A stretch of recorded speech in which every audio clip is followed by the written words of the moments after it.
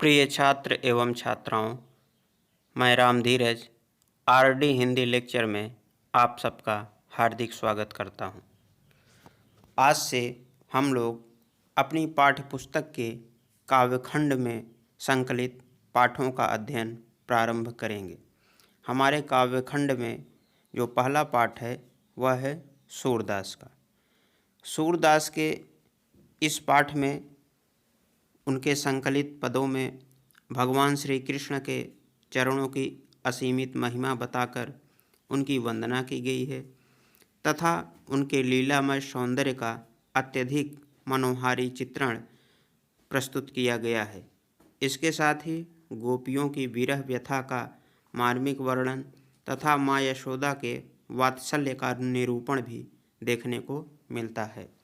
लेकिन इन पदों को पढ़ने से पहले हम सूरदास के जीवन परिचय का अध्ययन कर लेते हैं। सूरदास का जीवन परिचय। हिंदी साहित्य में एक कहावत है, सूर सूर तुलसी शशि उडुगन केशव दास, अब के कवि खद्योत सम जह तह करत प्रकाश। अर्थात हिंदी साहित्याकाश में सूरदास सूर्य की तरह और तुलसीदास चंद्रमा की तरह दैदीप्यमान हैं। इसके अलावा केशवदास नक्षत्रों की तरह और अब के जो कवि हैं वो जुगनों की तरह हैं, जो कभी जलते हैं और कभी बुझ जाते हैं। इस उक्ति से ही हिंदी साहित्य में सूरदास की स्थिति और उनके महत्व का पता चल जाता है। जीवन परिचय। हिंदी साहित्याकाश के सूर्य एवं वात्सल्य रस सम्राट सूरदास जी भक्तिकाल की सगुण भक्ति धारा की कृष्णाश्रयी शाखा के प्रतिनिधि कवि हैं। इनका जन्म सन 1478 ईस्वी में आगरा से मथुरा जाने वाली सड़क के किनारे स्थित रूनकता नामक गांव में हुआ था। कुछ विद्वान इनका जन्म दिल्ली के निकट सीही नामक गांव में मानते हैं। इनके पिता का नाम पंडित रामदास था, जो सारस्वत ब्राह्मण थे। ऐसा माना जाता है कि सूरदास जन्मांध थे और बचपन से ही विरक्त होकर गऊ घाट में रहकर विनय के पद गाया करते थे। एक बार वृंदावन की तीर्थ यात्रा पर जाते समय इनकी भेंट वल्लभाचार्य से हुई, जिन्हें उन्होंने अपना एक स्वरचित पद गाकर सुनाया। वल्लभाचार्य सूरदास से इतने प्रभावित हुए कि इन्हें अपना शिष्य बना लिया और जब गोवर्धन पर्वत पर श्रीनाथ जी का मंदिर बना तब उन्होंने सूरदास को वहाँ लीला गायन के लिए रख दिया। वल्लभाचार्य के पुत्र गोस्वामी विट्ठलनाथ ने 4 अपने तथा 4 अपने पिता के शिष्यों को मिलाकर सन 1565 ईस्वी में अष्टछाप नाम से 8 कृष्ण भक्त कवियों का एक समूह बनाया, जिनमें सूरदास अग्रगण्य थे। गोसाई विट्ठलनाथ तथा अन्य वैष्णव भक्तों की उपस्थिति में पारसौली में अपने अंतिम पद खंजन नयन रूप रस माते का गायन करते हुए सन 1583 ईस्वी में सूरदास ने अपनी यह लीला समाप्त की। गोस्वामी विट्ठलदास ने इन्हें पुष्टि मार्ग का जहाज कहा। सूरदास के संपूर्ण जीवन परिचय को हम एक पंक्ति में इस प्रकार व्यक्त कर सकते हैं। रामदास सुत सूरदास ने जन्म रुनकता में पाया, गुरुवल्लभ उपदेश ग्रहण कर कृष्ण भक्ति सागर लहराया।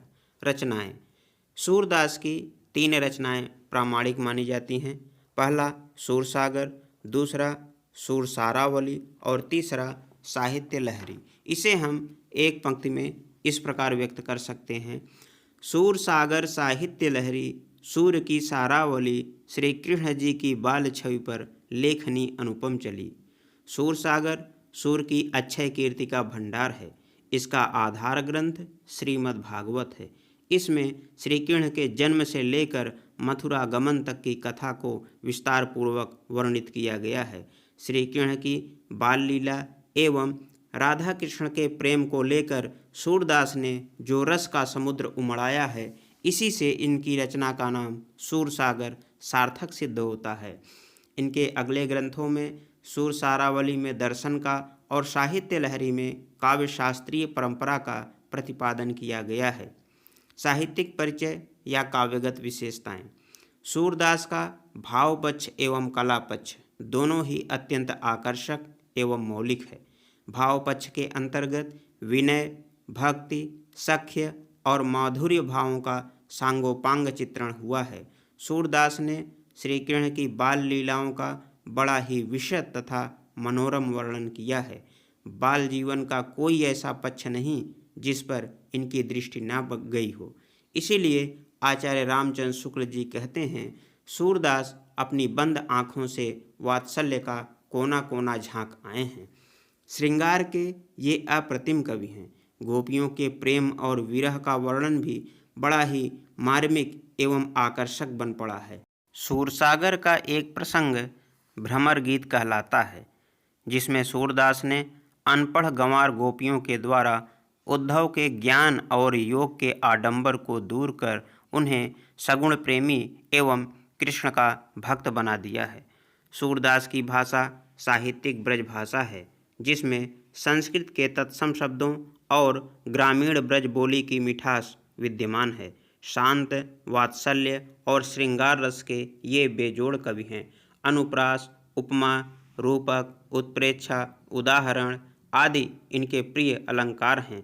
प्रसाद और माधुर्य गुणों का इन्होंने सुंदर प्रयोग किया है। सूरदास का संपूर्ण काव्य संगीत की राग रागनियों में बंधा हुआ पद शैली का गीत काव्य है। अब हम आपको ये बता दें कि हाई स्कूल की बोर्ड परीक्षा में जीवन परिचय से संबंधित जो प्रश्न आता है, वहाँ हमें अत्यंत संक्षिप्त रूप में जीवन परिचय लिखना पड़ता है और कवि की किसी एक रचना का नाम बताना पड़ता है। जीवन परिचय के लिए 2 अंक और रचना का नाम बताने के लिए 1 अंक निर्धारित होता है। इसलिए हमें इसे संक्षिप्त रूप में ही तैयार करना है। इसके अलावा इंटरमीडिएट की कक्षाओं में जीवन परिचय के साथ ही साहित्यिक परिचय भी पूछ लिया जाता है। इसलिए इंटरमीडिएट के परीक्षार्थी इसे अपने ढंग से तैयार करें और हाई स्कूल के परीक्षार्थी इसे अपने ढंग से तैयार करें। आशा है यह वीडियो आपको अच्छा लगा होगा। यदि वीडियो आपको अच्छा लगा हो तो इसे लाइक करें, अपने दोस्तों और परिचितों से इसे शेयर करें और मेरे इस YouTube चैनल को भी सब्सक्राइब करें। धन्यवाद।